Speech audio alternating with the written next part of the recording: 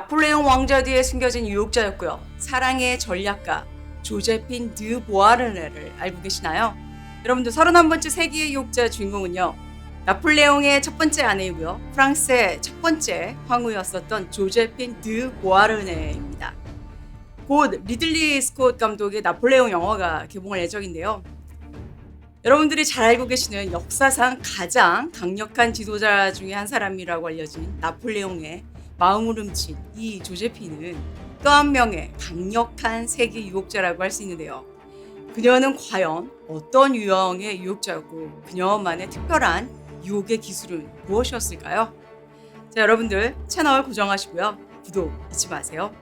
우선 조제핀이 누구인지 간단하게 설명을 드리자면요.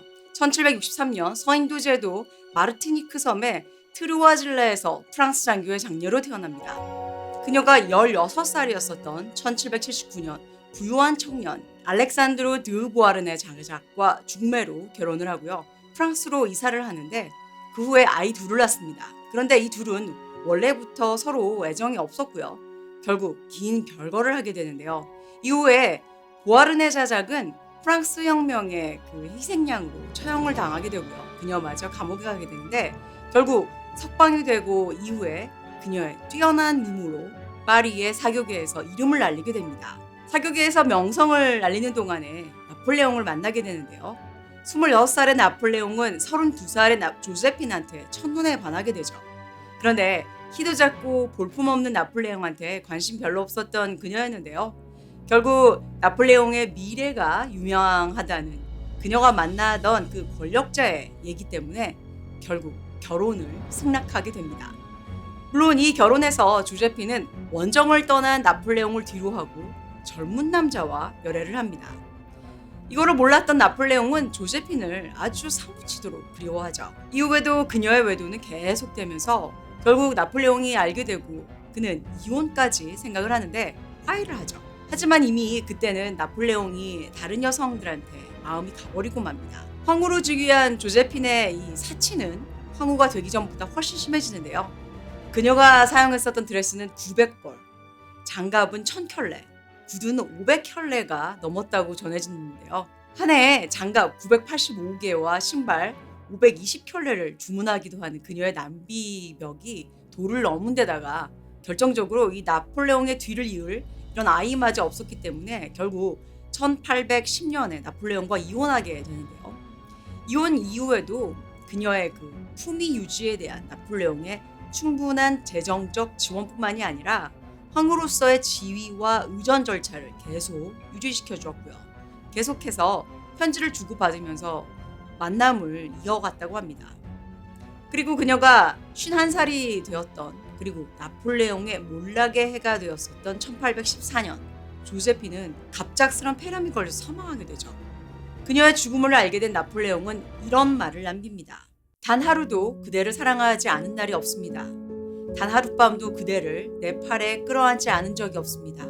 어떤 여인도 그대만큼 내 헌신과 열정, 자상함으로 사랑하지 않았습니다.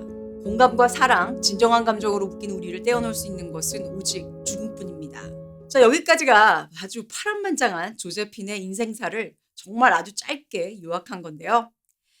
이 나폴레옹이 그녀가 아이를 낳을 수 없기 때문에 이혼해야 한다고 주장했을 때에도 나폴레옹은 참 주저를 하죠.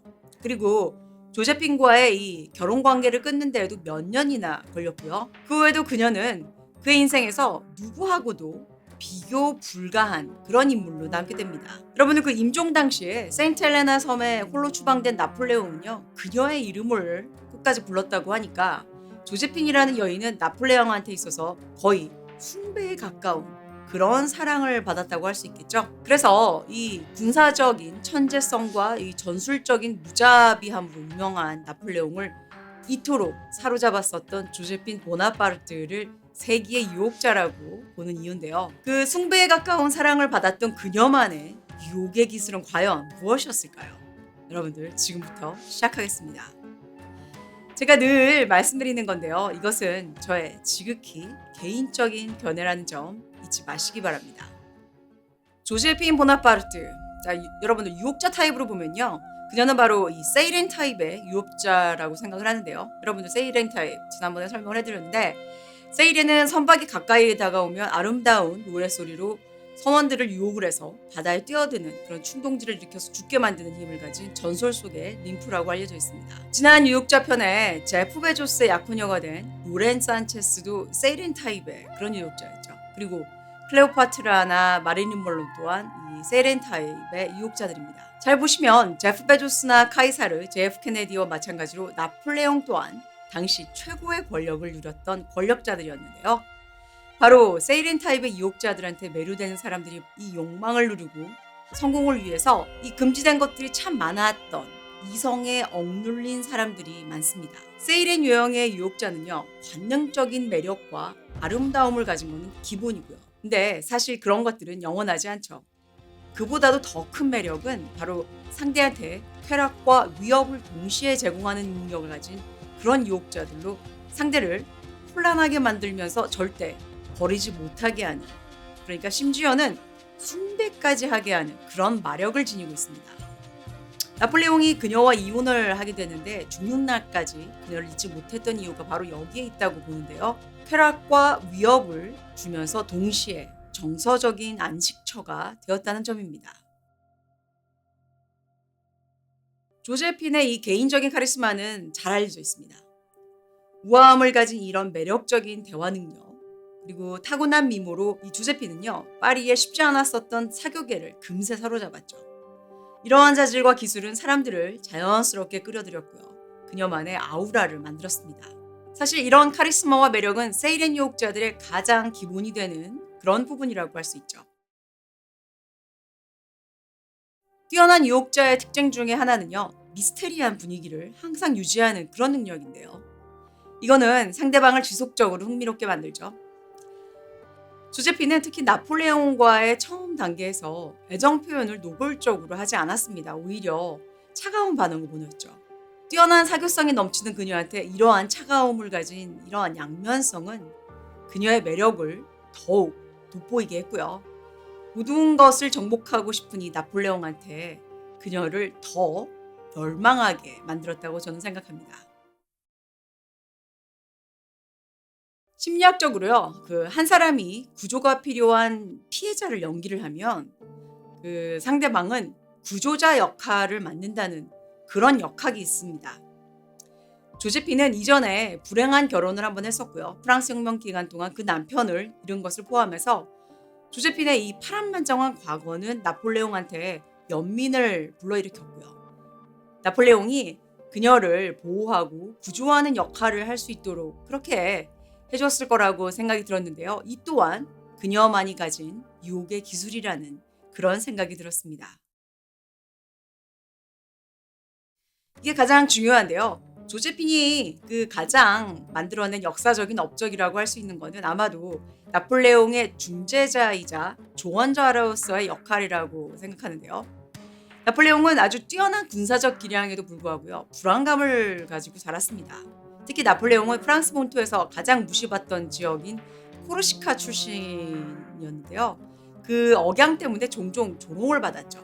그래서 그 파리 사교계에서 무시를 당했는데 여기에서 확고한 자리를 잡고 있었던 조제핀을 통해서 나폴레옹은 프랑스 엘리트들과 연결이 될 수 있었습니다. 이렇게 자존감이 낮은 그를 한 남자로 그리고 중요한 사람으로 인정한 것은 나폴레옹한테 엄청나게 큰 자신감을 심어줄 수 있었죠. 예를 들어서 그녀는 예술을 적극적으로 지원했고요. 자신의 사회적 인맥을 사용해서 고위 장군과 정치인을 포함한 아주 중요한 정치인들한테 나폴레옹을 소개하는 그런 일을 담당했습니다. 특히 나폴레옹이 그 권력을 잡은 쿠데타 동안 아주 중요한 역할을 했죠. 그녀는 아주 그러니까 보이지 않게 나폴레옹을 지지하기 위해서 정치적인 영향력 있는 사람들을 아주 매력적으로 설득을 했습니다. 그러니까 그녀는 단순한 장식용 황후가 아니었다는 얘기였죠. 이 그녀의 사교적인 우아함과 재치, 거기서 비롯되는 정치적인 통찰력은 단순한 매력이 아니라 아주 잘 계산된 전략이었다고 저는 생각하는데요. 이런 전략을 가지고 나폴레옹의 권력을 한껏 업그레이드 시켜줬다고 저는 생각합니다. 물론 이런 전략으로 업그레이드가 되는 나폴레옹이었기 때문에 그게 가능했던 거겠죠. 그러니까 그녀는 그 자체로 나폴레옹의 권력 중개인이 됐고요. 그녀를 통해서 나폴레옹은 더 큰 자신을 볼 수 있었던 것입니다. 자신이 알던 자신보다 더 큰 자신을 보여준, 그러니까 그렇게 깨닫게 해준 상대한테 빠지지 않을 수가 없겠죠. 자, 특히 참혹하게 참패한 군사작전 후에 나폴레옹은 조세핀을 아주 그리워하면서 깊은 감정의 편지를 그녀한테 씁니다. 이것은 단순한 낭만적인 편지가 아니었죠. 이 편지를 보면요, 이 나폴레옹이 다른 누구한테는 보여주지 않았었던 그가 가진 아주 정서적인 불안감과 나약함을 보여줬습니다. 그러니까 조세핀은 끊임없는 전투로 이렇게 정신적으로 피폐해진 나폴레옹한테 유일하게 정서적인 안식처를 제공한, 그가 기댈 수 있었던 유일한 여인이었다는 겁니다. 여러분들, 이 둘이 사랑했었던 말메종의 성을 봐도요 그걸 알 수 있는데요. 나폴레옹이 많은 정치적인 결단을 내리고 둘만의 사랑을 속삭였던 곳이 바로 이 조제핀이 직접 장식했었던 말메종 성이었습니다.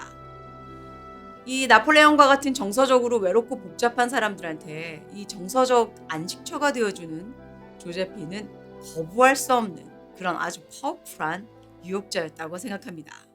세계 유혹자 조제핀, 그녀가 가진 유혹의 힘은 이처럼 다양했고요. 한 사람을 숭배에 가까울 정도로 사랑하게 할 수 있었다고 보는데요.